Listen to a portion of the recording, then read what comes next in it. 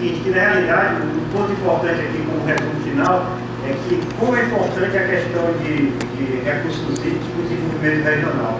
Ao final desse nosso processo, a gente teve uma concentração muito grande, né, nessa questão da discussão sobre recursos hídricos, talvez por conta da questão da palestra ser do Teixeira também ser ligada a recursos hídricos, mas recursos hídricos é uma das vertentes ligadas à questão da natureza, de grande relevância para a gente poder pensar a problemática do desenvolvimento regional. E vai ter o dia dos recursos hídricos, vai ser no ano que vem, e aí a gente vai fazer uma discussão mais aprofundada sobre essas questões. As 3 próximas apresentações vão ser dia 3 do 11, sobre a questão de natureza e sociedade no mundo.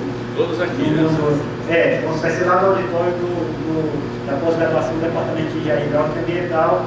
Dia 3 vai ser essa, natureza e sociedade. Depois, no dia 11, no dia 3, depois do dia, não esqueça, dia 17 do 11, mudança climática, com Alexandre Costa e o Eduardo Martins.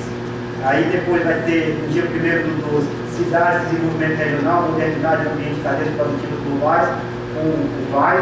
Aí no ano que vem, a gente começa, aí com essas discussões desse ano, a gente prepara a agenda do ano que vem.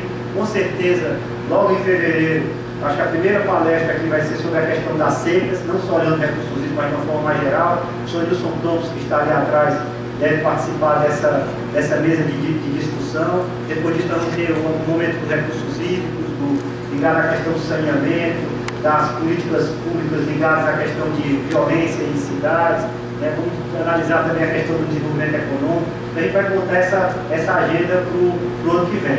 Hoje, para cumprir o horário, é basicamente agradecer a presença de todos, né? E desejar que vocês tenham gostado também. Curtam a nossa página no Facebook e acompanhem os conjuntos dos debates. Obrigado.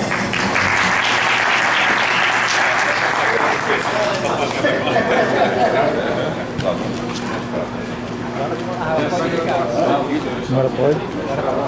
Não, tá pensando em gravar também. Oi, cara.